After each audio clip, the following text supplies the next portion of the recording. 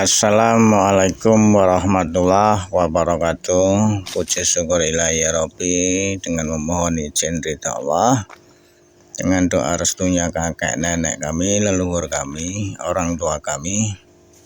Hari ini masih bersama Agus Kriwil Gimbal, Pak Januri Jambrong, Pak Suparno, Pak Agung, Bu Harni, dan anak kami Asmoro. Sembali sowan leluhur di daerah Kramandowo, Tegal Kiri, Nogosari, Boyolali, Jawa Tengah. Di sini ada makam leluhur atau orang sini menyebut Babunden. Beliau yang di sini Eyang Putri Siti Halimah. Dan jika ada tutur perilaku tingkah laku ucapan dari kami dalam sowan leluhur atau berziarah kurang terapsila, kurang sopan, untuk warga masyarakat setempat mohon maaf lahir batin. Silakan saudaraku datang sendiri berziarah untuk menemukan kebenaran.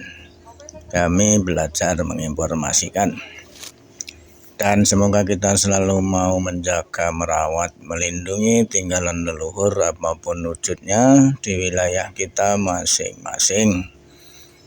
Semoga juga kita selalu dalam keadaan sehat walafiat, dilancarkan rezekinya beserta keluarga besar kita masing-masing dimanapun berada. Kami aturkan banyak-banyak terima kasih untuk saudaraku yang sudi memutar video foto di channel ini.